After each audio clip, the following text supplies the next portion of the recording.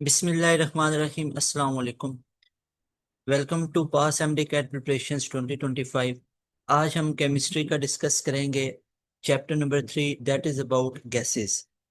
Gases के बारे में आज हम चैप्टर को डिस्कस करेंगे जो आप लोगों का चैप्टर नंबर 3 बनता है। अब जो गैसेस हैं, बेसिकली गैसेस बोला जाता है सिंपलेस्ट और प्योरेस्ट फॉर्म ऑफ मैटर। ये गैसेस क्या होती हैं? Gases are simplest forms of matter.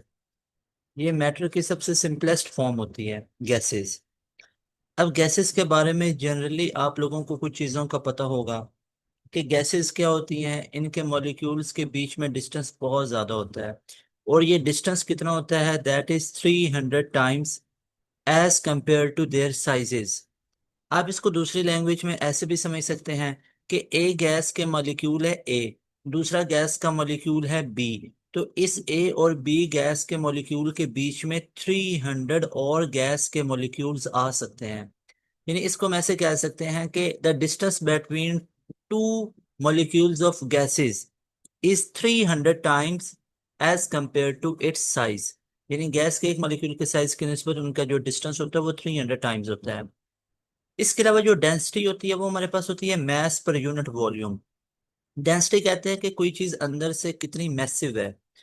तो गैसेस का मैस पर यूनिट वॉल्यूम बहुत कम होता है। इससे हमें पता चला इनकी डेंसिटीज लो होती हैं। इनका नो डेफिनेट शेप, इनका कोई डेफिनेट शेप ही नहीं होता है। अब जैसे आप गैसेस को सिलेंडर में फिल करेंगे तो सिलेंड्रिकल शेप हो जाएगी। अगर आप इनको एक बैलून में फिल करेंगे तो इनकी शेप एक बैलून की तरह की Oval type, elliptical type, circular type हो जाएगी। किसी भी आप वेसल के अंदर गैस को इनक्लोज करेंगे तो इनकी शेप वैसी हो जाती है। उसके बाद गैसेस का नो डेफिनेट वॉल्यूम। गैसेस का कोई डेफिनेट वॉल्यूम भी नहीं होता है। जैसे वाटर है, हम कहते हैं फॉर एग्जांपल लीटर में मेजर कर लो 1.5 लीटर, या एमएल में मेजर कर लो।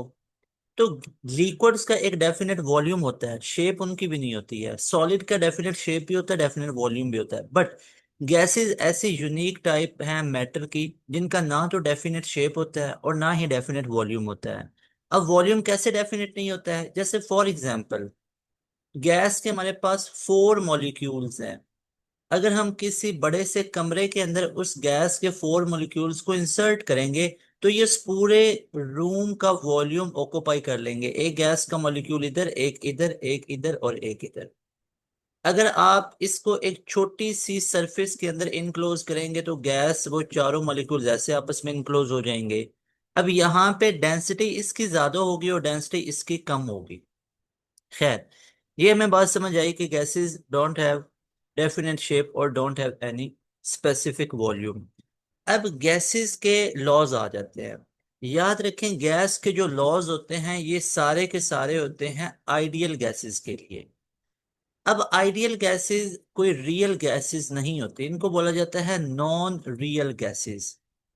यानी सिंपल वर्ड्स के अंदर ये गैसेस रियलिटी में, नेचर में एग्जिस्ट ही नहीं करती हैं, जिनके ऊपर हम ये लॉज डिस्कस कर रहे होते हैं। तो why we are discussing ideal gases and why we discussing all gas laws over the ideal gases? Just to know the exact behaviour of real gases. जैसे अगर एक स्टूडेंट है वो अपने कैलिबर को देखना चाहता है ना, तो वो एक आइडियल केस बना लेता है कि होना ऐसे चाहिए, मुझे इतना टाइम स्टडीज को देना चाहिए। अगर मैंने एमडी कैट को क्रैक करना है, अगर मैं एमडी कैट को क्लियर करना है, इतना टाइम मुझे देना चाहिए है स्टडीज को, इतना टाइम देना चाहिए अपने खाने पीने को, इतना टाइम इस एक्टिविटी को, इतना टाइम इस। तो वो एक आइडियलाइज कर लेता है चीजों को। अब वो जो आइडियलाइज उसका करेक्टर होता है वो एक आइडियल केस है, that is not a real case. लेकिन वो खुद को उसके साथ कंपेयर करके अपने बिहेवियर को स्टडी कर सकता है और अपने फ्लॉज को पॉइंट आउट कर सकता है और अपनी बेटरमेंट के लिए चीजें कर सकता है। सो जस्ट लाइक सेम, जो रियल गैसेस होती हैं वो नॉन आइडियल होती हैं। जो नेचर में पाई जाती हैं, जो रियल गैसेस होती हैं वो क्या होती हैं? वो नॉन आइडियल होती हैं। तो अब देखें, जो रियल गैसेस हैं वो नॉन आइडियल हैं। अब रियल गैसेस के बिहेवियर को स्टडी करने के लिए there is a need to study ideal gases जो कि नॉन रियल है। और आइडियल गैसेस के ऊपर ही ये सारे के सारे लॉज एप्लीकेबल होते हैं। ये गैस के लॉज रियल गैसेस पे एप्लीकेबल नहीं है, ये पहली चीज समझनी है आपने। तो फिर हम रियल गैसेस को स्टडी करेंगे, बिल्कुल करेंगे, आइडियल गैसेस को सामने रख के, एक पूरा पैरामीटर सामने रख के फिर हम रियल गैसेस को स्टडी करेंगे, उनके बिहेवियर को। अब इतना तो हमें पता चल गया कि गैस लॉज जितने भी हैं वो आइडियल गैसेस के लिए एप्लीकेबल होते हैं, यानी नॉन रियल के लिए होते हैं। तो फिर रियल गैसेस को तो हमें पढ़ना चाहिए ना, वो हम उनके ऊपर एप्लीकेबल नहीं कर सकते हैं, कोई भी गैस इन गैस लॉज को सबको ओबे नहीं कर सकती है। अच्छा जी, अब यहाँ पे लेकिन उनका बिहेवियर हम स्टडी कर लेंगे with the help of real ideal gases. Ideal gases की हेल्प से हम रियल गैसेस को स्टडी करते हैं। बॉयल्स लॉ की तरफ आते हैं। अब जो बॉयल्स लॉ है बेसिकली, ये हमारे पास सिंपल से एक स्टेटमेंट देता है कि आपके पास जो वॉल्यूम है वो प्रेशर के इनवर्सली प्रोपोर्शनल है by keeping all the factors constant. Like temperature भी कांस्टेंट होना चाहिए और नंबर ऑफ मोल्स भी कांस्टेंट होने चाहिए। तो जितना आप प्रेशर लगाएंगे किसी गैस के ऊपर उतना उसका वॉल्यूम कम होता जाएगा। एक ऑब्वियस सी बात है कि ये हमारे पास एक गैस का सिलेंडर है, इसके ऊपर अगर हम प्रेशर को अप्लाई करेंगे तो उसका वॉल्यूम कम हो जाएगा। अब यहां से आप देख सकते हैं एक कांस्टेंट ऑफ प्रोपोर्शनैलिटी हमारे पास आ जाता है। सो वी कैन से कि ये हमारे पास क्या बन जाएगा, that will be P V is equal to K constant. इससे हमें ये पता चला जितना प्रेशर अप्लाई करेंगे उतना वॉल्यूम कम होगा। फॉर एग्जाम्पल, अगर यहाँ पे मैंने प्रेशर अप्लाई किया हुआ है 2 ATM का और इसका वॉल्यूम है 8 cubic decimetre. Now we apply pressure and we increase pressure up to 4 ATM। और अब इसका वॉल्यूम कितना हो जाएगा, 4 क्यूबिक डेसीमीटर। इससे मैं ये पता चला कि पहले प्रेशर 2 ATM था और वॉल्यूम 8 क्यूबिक डेसीमीटर था। अब प्रेशर को डबल किया है तो वॉल्यूम हाफ हो गया। क्यों? बिकॉज प्रेशर और वॉल्यूम इनवर्सली प्रोपोर्शनल है। लेकिन आप एक चीज यहाँ पे नोटिस करेंगे, अगर आप इन दोनों का प्रोडक्ट करें, अगर आप इन दोनों का प्रोडक्ट करें आपको पता चलेगा। अब जैसे हमारे पास 2 इंटू 8 कितना होता है, 16। 4 इंटू 4 कितना होता है, 16। तो इससे मैं ये पता चला इस ए केस का आंसर भी 16 आया और बी केस का आंसर भी 16 आया। सो हेंस प्रूव कि पी वी, इस पी और वी का प्रोडक्ट हमेशा कांस्टेंट होगा। इधर आप प्रेशर ज्यादा करोगे तो वॉल्यूम कम होता जाएगा, प्रेशर और बढ़ाओगे वॉल्यूम और कम होगा, प्रेशर कम करोगे तो वॉल्यूम ज्यादा हो जाएगा, और प्रेशर कम करोगे तो वॉल्यूम और ज्यादा हो जाएगा। बट उनका प्रोडक्ट हमेशा कांस्टेंट रहेगा। Got that? यानी इसको हम ऐसे भी लिख सकते हैं कि P1 V1 is equal to P2 V2। और ये किसके इक्वल होगा, P3 V3 के। और ये किसके इक्वल होगा, कांस्टेंट के इक्वल होगा। तो ये आप लोगों ने बॉयल्स लॉ को समझ लिया। आपको समझ आई? अब यहाँ पे हम इसका ग्राफिकल मेथड समझते हैं। जैसे फॉर एग्जाम्पल, अगर मैं ग्राफ को प्लॉट करूं प्रेशर और वॉल्यूम के बीच में, एक बड़ी ही सिंपल सी चीज हमें समझ में आती है कि अगर दो इनवर्सली रिलेटेड चीजें हैं ना तो उनका ग्राफ एक क्या आता है, कर्व लाइन आती है, नॉट अ स्ट्रेट लाइन, एक कर्व लाइन आती है। लेकिन अगर यहाँ पे ये हमने किस किस के बीच में ग्राफ डिस्कस किया, प्रेशर और वॉल्यूम के बीच में। बट मुझे आप लोग एक चीज बताएं, अगर मैं यहाँ पे प्रेशर और वॉल्यूम की जगह पे, जो आपसे एमडी कैट में पूछा जाएगा, प्रेशर इधर और इधर मैं 1/V ले लेता हूँ।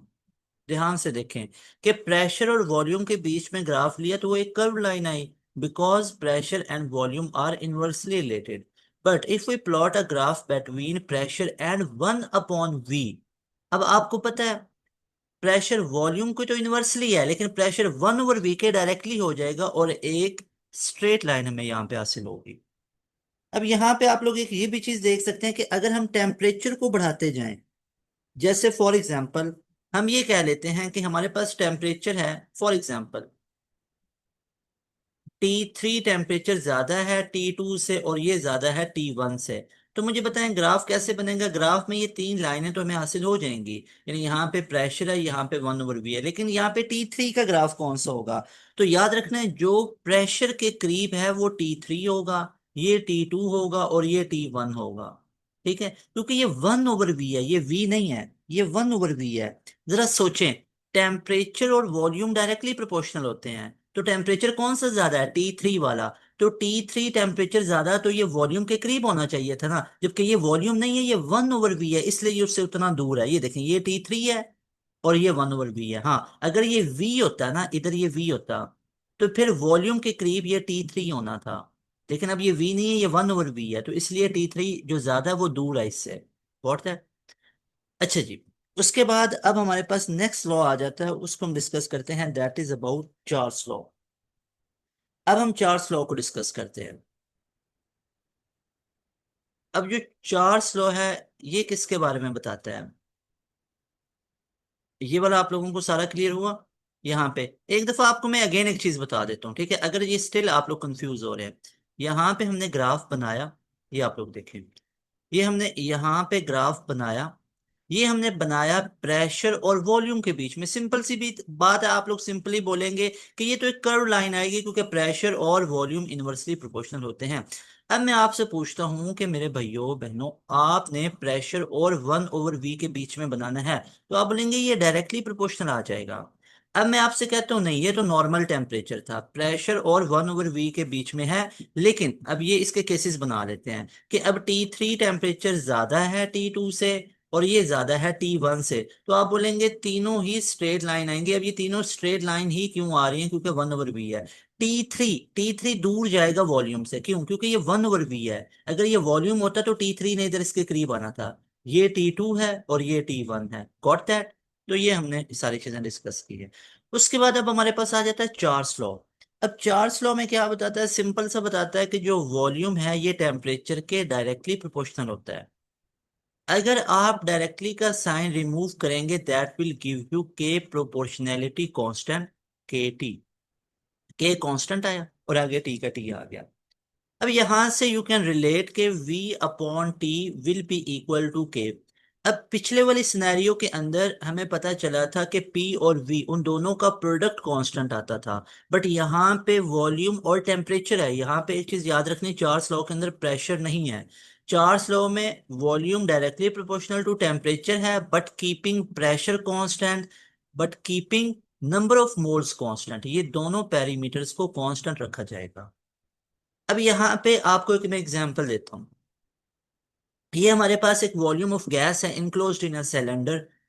इसका हम टेम्परेचर यहाँ पे करते हैं। फॉर एग्जांपल, टेम्परेचर को मैंने सेट किया 2 केल्विन पे, और इसका वॉल्यूम है फॉर एग्जांपल 4 क्यूबिक डेसीमीटर।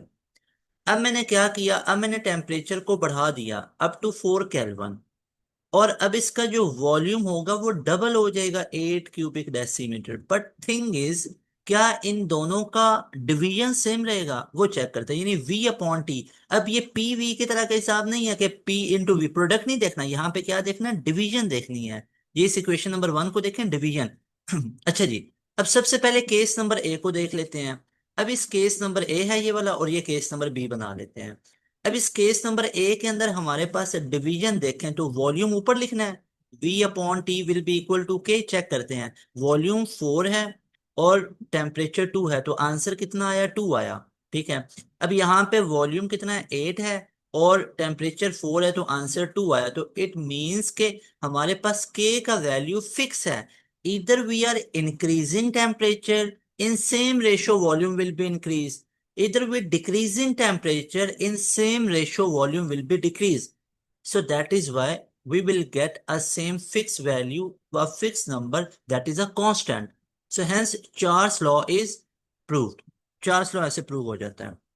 अब यहाँ पे एक और चीज आ जाती है।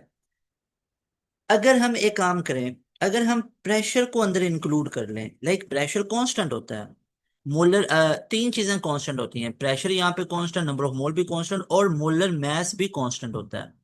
मोलर मैस भी कांस्टेंट फिक्स किया जाता है, ये तीनों चीजें। अब मैं आपसे कहता हूँ, अ, अब इसका हम ग्राफिकल अगर एग्जांपल को डिस्कस करें, ग्राफिकल इसके वेज को डिस्कस करें, तो आप लोगों ने देखना है कि हमारे पास सिंपल सी बात है कि अगर हम ग्राफ प्लॉट करें वॉल्यूम और टेम्परेचर के बीच में, तो वो ग्राफ हमें कैसे हासिल होगा?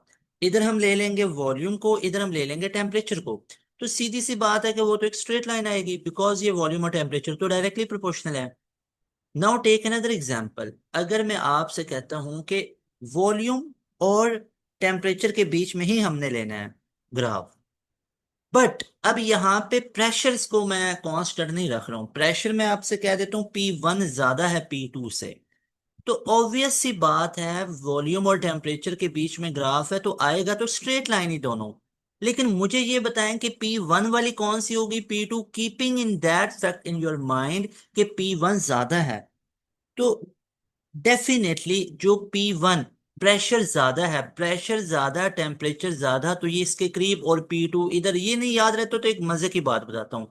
मुझे बताएं वॉल्यूम और प्रेशर क्या होते हैं इनवर्सली। तो मुझे ये बताएं वॉल्यूम ज्यादा तो प्रेशर कम, प्रेशर कम तो वॉल्यूम ज्यादा। मुझे ये बताएं P1 क्या है, ज्यादा प्रेशर है। जब प्रेशर ज्यादा होगा तो वॉल्यूम क्या होगा, कम होगा। ये चेक करो, ये वॉल्यूम इधर बैठा हुआ है और प्रेशर P1 जो ज्यादा वाला वो नीचे है, यानी P2 के करीब कम वॉल्यूम, कम प्रेशर ज्यादा वॉल्यूम। मेरी बात समझ आई? ये आप इधर से भी चेक कर सकते हैं कि अगर प्रेशर P1 ज्यादा है तो वो वॉल्यूम से दूर होगा, क्योंकि प्रेशर ज्यादा होने से वॉल्यूम कम होता है। और जो प्रेशर P2 कम है, क्योंकि चेक करो ना, P1 is greater than P2। अगर P2 ग्रेटर देन P1 होता तो इधर P1 हो जाना था, वॉल्यूम के करीब। यानी जो कम प्रेशर है ना वो वॉल्यूम के करीब होता है। क्यों बोला? क्योंकि वॉल्यूम प्रेशर की आपस में नहीं बनती है। प्रेशर ज्यादा तो वॉल्यूम कम। अब यहाँ पे P1 ज्यादा था इसलिए ये वॉल्यूम से दूर आया पड़ा, ये टेम्परेचर के करीब आया पड़ा है। और P2 कम था इसलिए वो वॉल्यूम के करीब आया पड़ा है। Got that? अब इससे कंफ्यूज तो नहीं होंगे? एमडी कैट में आपसे पूछा जाएगा कि ग्राफ प्लॉट किया गया है V वर्सेस T के बीच में, तो आपके पास ये तीन लाइन आ जाती हैं। तो आप लोग ये बताएं P2 greater than P3 greater than P1, तो एक में जनरल सा आपका सिनेरियो बता दो। आप सिंपल सा बोलेंगे कि भाई जो सबसे कम प्रेशर है ना वो वॉल्यूम के करीब होगा, उसके बाद P3 आएगा, उसके बाद P2 आएगा। सो सिंपल, कोई कंफ्यूजन तो नहीं है किसी तरह की। अब आगे मूव करते हैं। अब हमारे पास चार्ल्स लॉ की ना एक क्वांटिटेटिव डेफिनेशन आती है। वो क्वांटिटेटिव डेफिनेशन बड़ी ही सिंपल सी है और उसमें किसी तरह की कोई कंफ्यूजन नहीं होनी चाहिए। अब उसको पढ़ के बच्चा जब देखता है ना तो उसको जरा हेक्टिक लगता है, हालांकि है बहुत इजी। मुझे ये बताएं चार्ल्स लॉ हमें किसके बारे में बताता है? चार्ल्स लॉ स्टेट्स दैट कि अगर हम टेम्परेचर को बढ़ाएंगे तो वॉल्यूम बढ़ेगा। अब मैं आपसे ये कहता हूं टेम्परेचर को कितना बढ़ाएं? टेम्परेचर को बढ़ाएं सिर्फ 1 डिग्री सी। अगर टेम्परेचर को 1 डिग्री सेंटीग्रेड बढ़ाएंगे तो टेम्परेचर को 1 डिग्री सेंटीग्रेड बढ़ाने से वॉल्यूम भी क्या होगा, इंक्रीज होगा। और कितना होगा, 1/273। और अगर मैं टेम्परेचर को 1 डिग्री सी कम करता हूं तो वॉल्यूम भी 1/273 फैक्टर कम होगा। इसे कहते हैं quantitative definition of Charles law. फिर सुने, यानी टेम्परे ये तो ऑब्वियस सी बात है, टेम्परेचर बढ़ाएंगे तो वॉल्यूम बढ़ेगा। लेकिन अगर टेम्परेचर को 1 डिग्री सेंटीग्रेड बढ़ाएं तो वॉल्यूम कितना बढ़ेगा, 1/273 फैक्टर। और अगर टेम्परेचर को 1 डिग्री सी कम करें तो टेम्परेचर को 1 डिग्री सी कम करने से वॉल्यूम भी कितना कम होगा, 1/273। एक बड़ा बेसिक यूनिट। इसे कहते हैं quantitative definition of Charles law. Charles law तो प्रूव हो रहा है कि टेम्परेचर ज्यादा करने से वॉल्यूम ज्यादा हो रहा है, टेम्परेचर कम करने से वॉल्यूम कम हो रहा है। What that? लेकिन टेम्परेचर कितना ज्यादा करना है, 1 डिग्री सेंटीग्रेड। टेम्परेचर कितना कम करना है, 1 डिग्री सेंटीग्रेड। वॉल्यूम भी कितना बढ़ेगा, 1/273। वॉल्यूम कम भी कितना होगा, 1/273। What that? ओके जी। अब यहां से हमारे पास एक इक्वेशन भी बनती है, that is VT is equal to V0 into 1 + T/273। यानी अगर आपको वॉल्यूम एट गिवन टेम्परेचर निकालना हो तो आप इजिली इस फैक्टर से निकाल सकते हो। टी चेंज इन टेम्परेचर होता है, ठीक है। एक हमारे पास टर्म आ जाती है दैट इज एब्सल्यूट जीरो। अब एब्सल्यूट जीरो बेसिकली हमारे पास क्या होता है? एब्सल्यूट जीरो एक ऐसा टेम्परेचर होता है दैट इज अनअटेनेबल, ये अटेन नहीं किया जा सकता है। ये सबसे पहले आपने याद रखना है। और ये हमारे पास ऑलमोस्ट कितना होता है, ये हमारे पास ऑलमोस्ट इसकी जो वैल्यू है दैट इज -273.16 डिग्री सेंटीग्रेड। या इसको आप 0 केल्विन कह सकते हैं, या आप इसको डिग्री फॉरेनहाइट में -459 डिग्री फॉरेन कह सकते हैं। अच्छा, इस टेम्परेचर के ऊपर ना -273.16 डिग्री सेंटीग्रेड है, केल्विन नहीं है। 0 केल्विन है और डिग्री सेंटीग्रेड में -273.16 डिग्री सेंटीग्रेड है। इसके ऊपर हमारे पास होता क्या है? एक तो पहले तो बात है, ये पॉसिबल नहीं होता है। गैसेस लिक्विड में कन्वर्ट हो जाती हैं। और ये वो होता है हमारे पास जहां पे वॉल्यूम जीरो हो जाता है थ्योरेटिकल, यानी volume become zero theoretical. Theoretical zero volume हो जाता है, एक्चुअली वॉल्यूम कभी जीरो नहीं होता है। ओके जी। अब नेक्स्ट हमारे पास जो लॉ आ जाता है दैट इज एवोगैड्रोस लॉ। अब एवोगैड्रोस लॉ हमारे पास क्या होता है? एवोगैड्रोस लॉ ये कहता है कि प्रेशर को भी कांस्टेंट रखना है, टेम्परेचर को भी कांस्टेंट रखना है और मोलर मास को भी कांस्टेंट रखना है। तो कहता है गिवन मास ऑफ जो वो गिवन जो वॉल्यूम ऑफ ए गैस है वो डायरेक्टली प्रोपोर्शनल होगा नंबर ऑफ मोल्स के। जितने नंबर ऑफ मोल्स ज्यादा होंगे उतना वॉल्यूम ज्यादा होगा। और सिमिलरली यहाँ पे एक के प्रोपोर्शनैलिटी कांस्टेंट आ जाएगा। ये आप लोग चेक कर सकते हो। के क्या आ जाएगा, एक प्रोपोर्शनैलिटी कांस्टेंट आ जाएगा, यानी V इज इक्वल टू के एन हमारे पास आ जाएगा। अच्छा जी, उसके बाद अब आप ये सिंपल सा हमारे पास लो आ जाता है, जितने नंबर ऑफ हमारे पास मोल्स होंगे, जितने नंबर ऑफ मोल्स हैं उतना ज्यादा हमारे पास क्या होता है, वॉल्यूम। और एक हमारे पास आ जाता है मोलर वॉल्यूम का कॉन्सेप्ट। अब मोलर वॉल्यूम कहते हैं किसी भी गैस के 1 मोल के अंदर 22.414 क्यूबिक डेसीमीटर वॉल्यूम होता है। इसे कहते हैं मोलर वॉल्यूम। ठीक है। अगर किसी भी गैस का 1 मोल लिया जाए, किसी भी गैस के 1 मोल में इतना वॉल्यूम होता है। अगर किसी गैस का हाफ मोल होगा तो एमडी कैट में पूछ सकता है। तो कीप इन योर माइंड के 11.2 क्यूबिक डेसीमीटर वॉल्यूम होगा। किसी गैस का 0.25 मोल लिए जाएं तो उसका वॉल्यूम 5.6 क्यूबिक डेसीमीटर होगा। किसी गैस का 0.1 मोल लिया जाए तो उसके अंदर 2.24 क्यूबिक डेसीमीटर वॉल्यूम हो जाएगा। किसी गैस का 0.05 मोल लिया जाए तो 1.12 क्यूबिक डेसीमीटर वॉल्यूम हो जाएगा। ये सारा आप लोग इसको अच्छे तरीके से याद रख सकते हैं। Got that? अच्छा जी, उसके बाद अब हम डिस्कस कर लेते हैं जनरल गैस इक्वेशन को। अब जनरल गैस इक्वेशन हमारे पास क्या है? जनरल गैस इक्वेशन इन सारे गैस लॉज को कंबाइन करके बनाई गई। यानी जो वॉल्यूम है इनवर्सली प्रोपोर्शनल टू प्रेशर है, volume directly proportional to temperature है, volume directly proportional to Avogadro's number है। तो ये हमारे पास टोटली बन जाएगी volume directly proportional to Avogadro's number, temperature and inversely proportional to pressure. यहां से हम V इक्वल जब जाएंगे तो R/N/T/P। R एक जनरल गैस कांस्टेंट आ जाएगा और P को उधर भेजेंगे तो PV is equal to NRT। That is general gas equation. यहाँ पे R हमारे पास आया जनरल गैस कांस्टेंट, इसको हम बोलते हैं जनरल गैस कांस्टेंट। ये हमारे पास जनरल गैस कांस्टेंट आ जाता है। अब ये जो आर हमारे पास जनरल गैस कांस्टेंट आया है, इसको डिस्कस करने से पहले एक दो चीजें आपको मैं बताना चाहता हूँ कि यहाँ पे इस जनरल गैस इक्वेशन के अंदर P1 V1 अपॉन में T1 is equal to P2 V2 upon में T2, और ये के कांस्टेंट के इक्वल होगा। ये आपको न्यूमेरिकल सॉल्व करने में बहुत हेल्प देगी इक्वेशन। P1 V1, अब यहां से देखो ना, T इधर आ जाएगा, N भी कांस्टेंट होगा, R भी कांस्टेंट होगा, तो इसको लिख सकते हैं PV upon T equal to NR।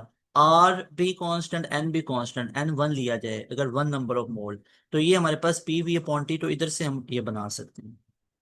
Okay जी। अब हम R के यूनिट्स को डिस्कस कर लेते हैं। R आपको पता चल गया जनरल गैस कांस्टेंट है। अब R के यूनिट्स हमारे पास क्या क्या हो सकते हैं, याद रखें। इधर हम प्रेशर ले लेते हैं, इधर हम वॉल्यूम ले लेते हैं, और इधर हम यूनिट्स को डिस्कस कर लेते हैं। अगर तो देखते जाएं, अगर तो हम क्या करें, प्रेशर को किस में मेजर करें, वॉल्यूम को किस में मेजर करें, तो यूनिट्स क्या के निकलेंगे जरा देखते जाते हैं। द वेरी फर्स्ट थिंग, यहाँ पे एक पूरा टेबल सा बना लेते हैं। ठीक है, यहाँ पे ओके, इट्स इनफ। यहाँ पे सबसे पहले आप लोग ये देखें कि अगर मैं प्रेशर को किस में मेजर करूं, अगर मैं प्रेशर को मेजर करूं एटीएम के अंदर, और मैं वॉल्यूम को मेजर करूं क्यूबिक डेसीमीटर के अंदर, तो जो यूनिट आर का निकलेगा ना, ये किसका यूनिट है, ये आर यूनिट है, आर का यूनिट है। तो वो हमारे पास निकलेगा 0.0821 एटीएम क्यूबिक डेसीमीटर। ठीक है, क्यूबिक डेसीमीटर पर केल्विन पर मोल। Got it? अगर मैं प्रेशर को ले लूं एटीएम के अंदर ही, लेकिन आपको पता वॉल्यूम अब क्यूबिक सेंटीमीटर में हम ले लेते हैं, तो इसकी वैल्यू बनेगी 82.05 एटीएम क्यूबिक सेंटीमीटर पर केल्विन पर मोल। Got it? अगर अब मैं प्रेशर को ले लूं मिलीमीटर ऑफ मरकरी, ठीक है, या आप इसको टॉर में ले लें प्रेशर को, और वॉल्यूम आप ले लें क्यूबिक डेसीमीटर के अंदर, अब वैल्यू बनेंगी 62.3 मिलीमीटर ऑफ मरकरी, और आगे वही क्यूबिक डेसीमीटर पर केल्विन पर मोल, गॉट इट। उसके बाद अगर अब हम प्रेशर को ले लें कैलोरीज के अंदर, और वॉल्यूम को ले लें क्यूबिक मीटर के अंदर, तो ये बनेगा 1.989 कैलोरीज पर मोल और पर kelvin. Got that. I hope कि आपको ये तमाम चीजें क्लियर हुई होंगी। उसके बाद डेंसिटी के बारे में आप लोग याद रख सकते हैं। अगर हमने डेंसिटी को कैलकुलेट करना है तो वो भी इधर आपको कैलकुलेट करके दिखा देता हूँ। As you know, P V is equal to N R T हमारे पास होता है। अब डेंसिटी होता है क्या, मैस पर यूनिट वॉल्यूम होता है।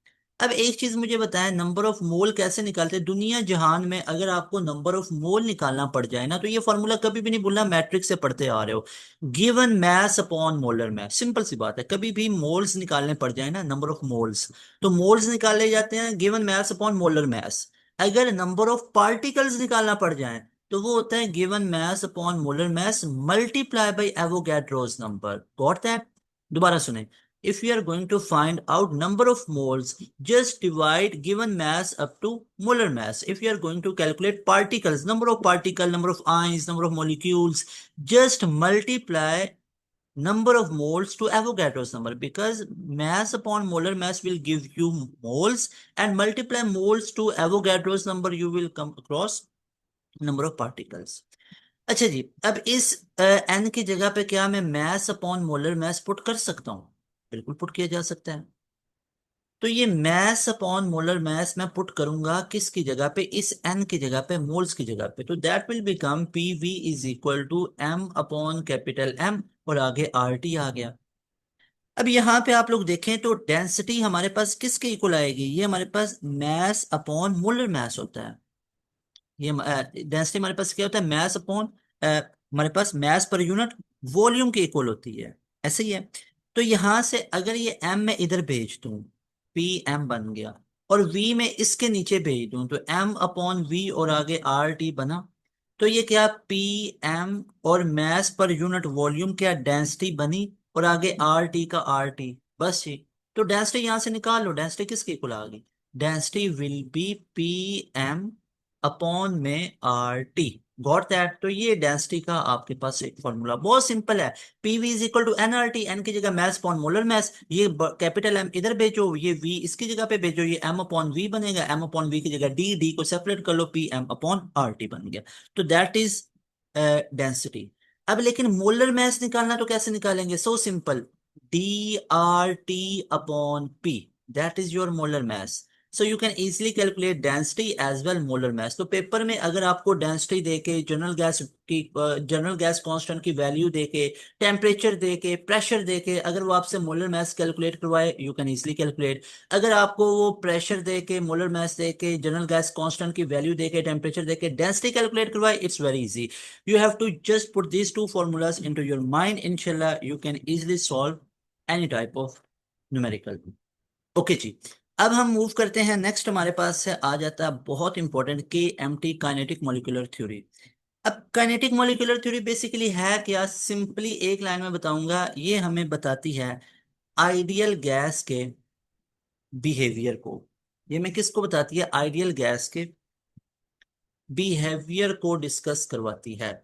आइडियल गैस के बिहेवियर को डिस्कस करवाती है।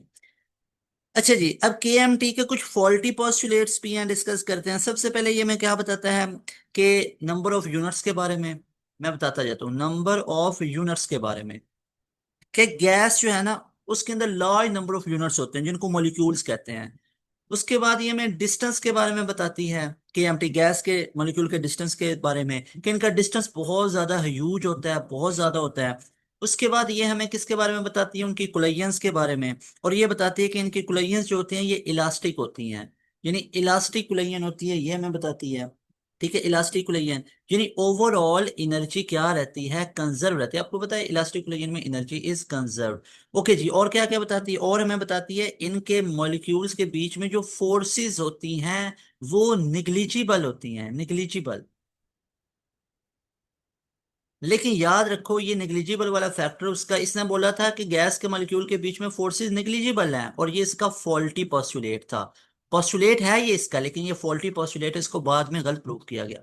और इसने ये बताया कि जो गैस का जो वॉल्यूम होगा, जो एक्चुअल वॉल्यूम है, जो actual volume of a gas molecule है, एक गैस का जो मॉलिक्यूल का वॉल्यूम है ना, वो भी क्या है, निग्लेक्टेबल है as compare to complete volume. यानी ये पता क्या कह रहा है, यानी केएमटी कहते हैं कि एक गैस के मॉलिक्यूल का जो वॉल्यूम है ना, पूरी गैस के मुकाबले में, ये पूरी गैस है, इस पूरी गैस के मुकाबले में एक गैस का जो वॉल्यूम है ना, ये निग्लेक्टेबल है, इसको नजरअंदाज कर दो, इसको इग्नोर कर दो। और ये भी इसका फॉल्टी पोस्टुलेट था। जबकि निग्लेक्ट नहीं कर सकते ना, है तो बेशक बहुत थोड़ा है, बहुत छोटा है, लेकिन निग्लेक्ट नहीं किया जा सकता। Got that. एक इसने ये बोला था केएमटी ने कि there are no forces of attraction between gas molecule. क्यों? क्योंकि ये गैस के मॉलिक्यूल इतने दूर दूर होते हैं ना। तो इसने ये बात बोली कि ये गैस के मॉलिक्यूल के बीच में कोई फोर्सेस हैं ही नहीं है।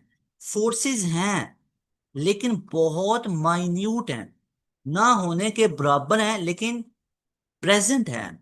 ऐसा नहीं है कि है ही नहीं है, मौजूद हैं फोर्सेस, बहुत ही कम है, लेकिन उसको निगलेक्ट नहीं कर सकते। एक ये वाला इसका फॉल्टी पोस्टुलेट, और एक ये कि एक्चुअल वॉल्यूम वाला।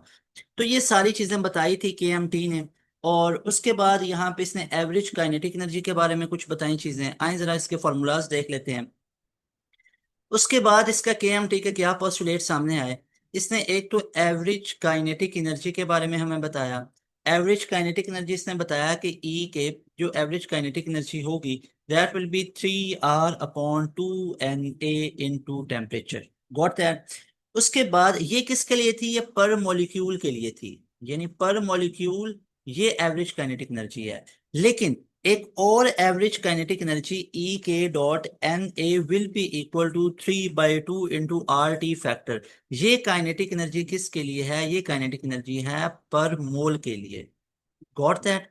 ये पर मॉलिक्यूल के लिए है और ये पर मोल के लिए है। आई होप कि आपको यहाँ पे तमाम चीजें क्लियर हुई होंगी। ठीक है। ये पर मॉलिक्यूल के लिए है और ये पर मोल के लिए। यानी एक मोल की काइनेटिक एनर्जी कितनी होगी, ये इतनी होगी, और एक मॉलिक्यूल की कितनी काइनेटिक एनर्जी होगी, वो ये इतनी होगी। ठीक है। अच्छा जी। उसके बाद अब हम यहाँ पे डिस्कस करते हैं नेक्स्ट।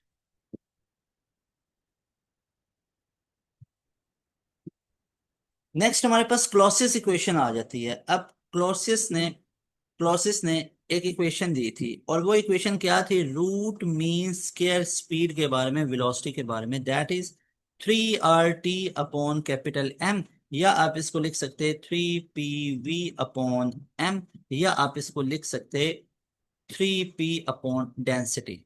What that. ये हमारे पास था। So that was all about your chapter number 3 for your MD CAT 2025। I hope आपको तमाम चीज़ें क्लियर हुई अच्छे तरीके से। लाजमी तौर पे इन तमाम लेक्चर्स को कवर अप करें, इंशाल्लाह ताला आप लोगों के लिए बहुत हेल्पफुल होंगे।